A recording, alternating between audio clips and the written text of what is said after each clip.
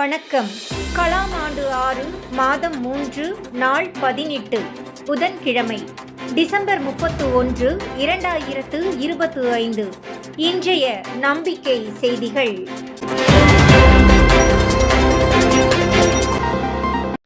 அரியக்குடி அரசு பள்ளி மாணவர்கள் விண்ணில் செலுத்தவிருக்கும் விகோ சேட்டிலைட் தி சென்னை சில்க்ஸ் பொறுப்பேற்கிறது.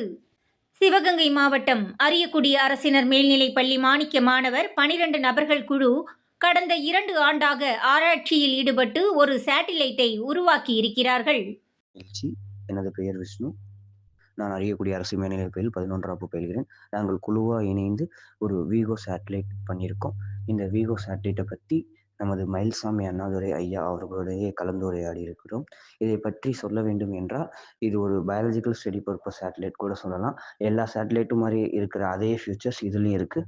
இது பலூன் சிஸ்டம் மூலயமா இங்கேருந்து 25 கிலோமீட்டருக்கு மேலே இருக்கிற ஸ்ட்ராட்டோஸ்பியரை லான்ச் பண்ணி அங்கே இருக்கிற pressure, humidity, gas, air quality இதெல்லாம் மெஷர் பண்ணி திருப்பி அதை டிரான்ஸ்மிட்டர் மூலயமா இங்கே கீழே ரிசீவ் மூலயமா ரிசீவ் பண்ண வச்சு அந்த டேட்டாஸை லைவாக எல்லா மக்களுக்கும் காட்டுற மாதிரி அது எல்லா மக்களுக்கும் டேட்டாஸை காட்டுற மாதிரி பண்ணக்கூடிய விஷயம். அதுக்கப்புறம் இங்கேருந்து பயாலஜிக்கல் சாம்பிள்ஸ் ஏதாச்சும் ஒரு பயாலஜிக்கல் சாம்பிள்ஸ் எடுத்துகிட்டு போய் ஸ்ட்ராட்டோஸ்பியரில் மாற்றம் நடக்குதா அப்படிங்கிறத பார்த்து அதையும் ரிசல்ட்டாக ஃப்ரேம் பண்ணுறது. அப்புறம் இதில் என்ன ஒரு புது ஐடியா அப்படின்னா ஸ்போர்ஸ் கேப்சர். இப்போ நம்ம புங்க மரம் இந்த மாதிரி மற்ற மரங்களில் பூஞ்சை அட்டாக்னு சொல்லி ஒரு அட்டாக் இருக்கும். அதாவது ஒரு ஸ்போர்ஸ் ஒரு செடிகள் வளர்கிற செடி க்ரோத்தே கம்மி பண்ணும். நம்ம ஏதாச்சும் ஒரு நிலத்துல ஒரு செடி வைக்கிறோம், ஏதாச்சும் பயிர் வரும் அப்படின்னா அந்த செடிகளோட வளர்த்த க்ரோத் கம்மி பண்ணும். அந்த பூச்சி அட்டாக் பண்ணி அந்த பூச்சி அந்த ஃபங்கை எங்கே கிரியேட் ஆகுது அப்படின்னா நார்த் சைடு கிரியேட் ஆகுது. ஸ்ட்ராட்டோஸ்பியர் வரையும் அலைவாக இருக்கும், ஸ்ட்ராட்டோஸ்பியர் வரையும் அது இப்போ இருக்கும். அப்படிங்கிற போது நம்ம இங்கேருந்து போய் ஸ்ட்ராட்டோஸ்பியரில் அந்த பூச்சி அதாவது அந்த புஞ்சை அந்த ஸ்போர்ஸை கேப்சர் பண்ணி அதை கீழே ஆராய்ச்சி பண்ணி அந்த ஸ்போர்ஸ் எங்கே அடுத்து தமிழ்நாட்டில் எங்கே தாக்க போகுது, தமிழ்நாட்டுக்கு எங்கே வரப்போகுது, எந்த நிலத்தை தாக்க போகுது அப்படிங்கிறத ரிசல்ட்டாக ஃப்ரேம் பண்ணி இது மூலயமா ஃப்யூச்சரில் நம்ம என்ன சொல்கிறோம் அப்படின்னா இந்த ப்ராஜெக்ட் மூலயமா இந்தியாவில் பல விவசாய நிலங்களில் காப்பாற்ற முடியும், முன்னாடியே ஒரு இன்ஃபர்மேஷன் கொடுக்க முடியும் அப்படிங்கிறத ஒரு அரசு பள்ளி மாணவர்களாக நாங்கள் இந்த ப்ராஜெக்டில் 3 அச்சீவ்மெண்ட்ஸ் இருக்குது, 3 பிக்கஸ்ட் விஷயம் இருக்குது. அதில் ஒன் ஆஃப் த கிரேட்டஸ்ட் விஷயமா இந்த ஸ்போர்ட்ஸ் கேப்சரை பார்க்குறோம். இதை பற்றி மயில்சாமி அண்ணாதுரை ஐயா அவர்களிடம் கலந்துரையப்பட்டது. அவர்களால் இந்த ப்ராஜெக்ட் பாராட்டப்பட்டது. மயில்சாமி அண்ணாதுரை ஐயாவிடம் நாங்கள் பேசினோம். அதுக்கப்புறம் இந்த ப்ராஜெக்ட் விரைவில் எங்கள் அரியக்குடி அரசு மேல்நிலைப் பள்ளியிலிருந்து லான்ச் செய்ய இருக்கிறோம். மகிழ்ச்சி. இந்த சேட்டிலைட்டை விண்ணில் செலுத்த Aero Launch India LLP, Perungudi, Chennai 96 இந்த நிறுவனத்தை தேர்ந்தெடுத்துள்ளனர்.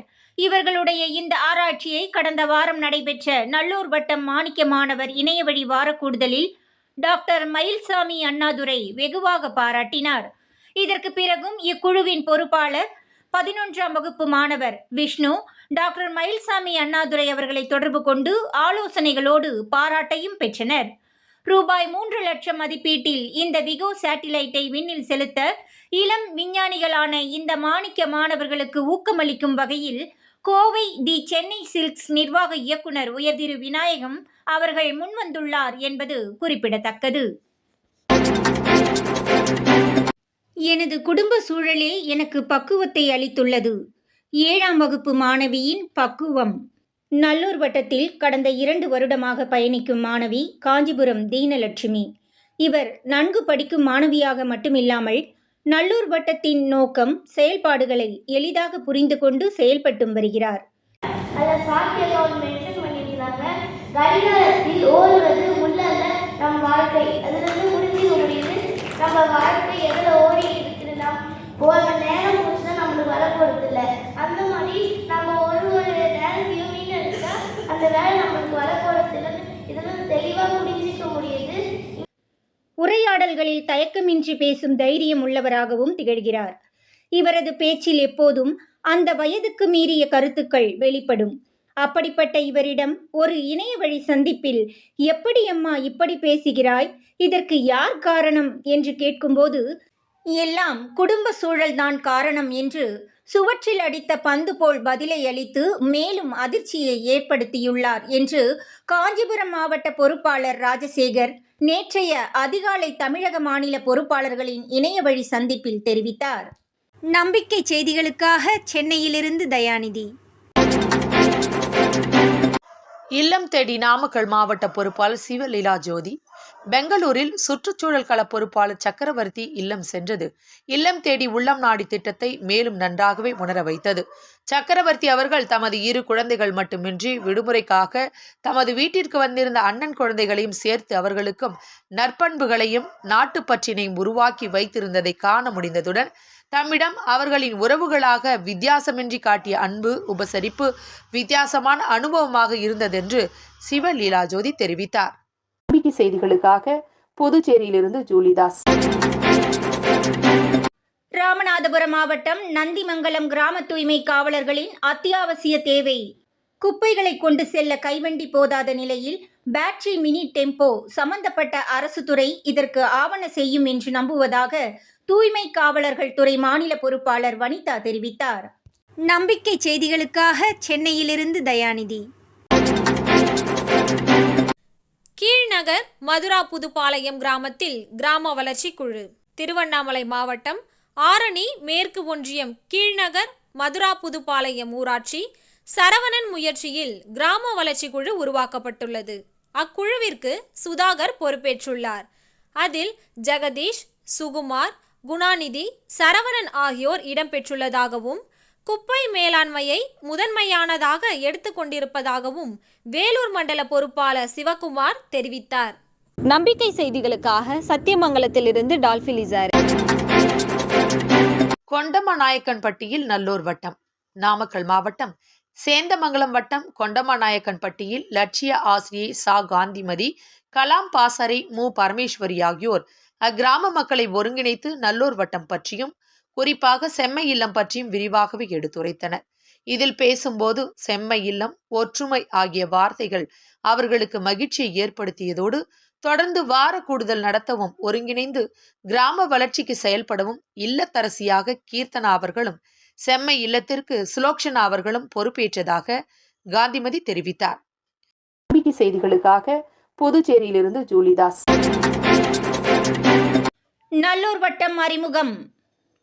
மயிலாடுதுறையில் டிசம்பர் 30 அன்று விடுதலை போராட்ட வீரர்களின் வாரிசுகள் நல உரிமை சங்கம் மாநில அமைப்பாளர் சிங்கார முத்துசாமி அவர்களை சந்தித்து நல்லூர் வட்டம் அறிமுகம் செய்து வைக்கப்பட்டதாகவும் இந்த அமைப்பிற்கு மாவட்டந்தோறும் 50 நபர்கள் வீதம் 17 மாவட்டங்களில் கிளை இருப்பதாக மயிலாடுதுறை மாவட்ட பொறுப்பாளர் கங்காதரன் தெரிவித்தார். நம்பிக்கை செய்திகளுக்காக சென்னையிலிருந்து தயாநிதி.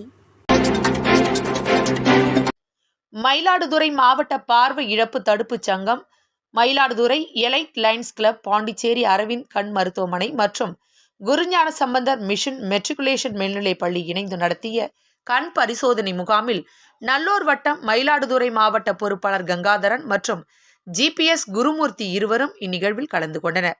நம்பிக்கை செய்திகளுக்காக புதுச்சேரியிலிருந்து ஜூலிதாஸ். தர்மபுரியில் திறனறி தேர்வு பயிற்சி. டிசம்பர் 30 தருமபுரி மாவட்டம் கே நடுஹள்ளி கிராம ஊராட்சி கொளக்கத்தூர் கிராமம் AGAMT நூலகத்தில் தேசிய திறனறி NMMS தேர்வுக்கான பயிற்சி அளிக்கப்பட்டது. 17 மாணவர்கள் பயன்பெற்றனர். திரு சிவகுமார் MSc B.Ed இடைநிலை ஆசிரியர் பங்கேற்று பயிற்சியினை அளித்தார். அம்மாணவர்களுக்கு அரசமைப்பு சாசன முகப்புரையை வாசித்து திரும்ப சொல்ல வைக்கப்பட்டது. அனைத்து குடிமக்களையும் பாதுகாப்பதுடன் சமூக பொருளாதார அரசியலில் இறுதியாக மாணவர்களுக்கு வழிகாட்டி கையேடும் வழங்கப்பட்டதாக நல்லூர் வட்டத்தின் தர்மபுரி மாவட்ட பொறுப்பாளர் வெங்கடாச்சலம் தெரிவித்தார். நம்பிக்கை செய்திகளுக்காக சென்னையிலிருந்து தயாநிதி. மாவட்ட ஆட்சியருக்கு ஆலோசனை. டிசம்பர் 29 அன்று நல்லூர் வட்டம் தேனி மாவட்ட பொறுப்பாளர் சர்ச்சில் துரை அவர்கள் தேனி மாவட்ட ஆட்சியரை சந்தித்து 1. முன்னாள் இராணுவ வீரர்களுக்கான நல உதவி மையங்கள் ஒவ்வொரு தாலுகாவிலும் அமைக்க இடம் வேண்டும் என்பதையும் 2. மாவட்ட தலைமை இடத்தில் உயிர் தியாகம் செய்த படை வீரர்களுக்கு நினைவிடம் வார் மெமோரியல் வைக்கவும் ஆலோசனை வழங்கப்பட்டதாக தேனி மாவட்ட பொறுப்பாளர் சர்ச்சில் துரை தெரிவித்தார். நம்பிக்கை செய்திகளுக்காக சத்தியமங்கலத்திலிருந்து டால்பிலிசர். காணொளி தொகுப்பு தனசேகரன். இத்துடன் இன்றைய நம்பிக்கை செய்திகள் நிறைவடைந்தன.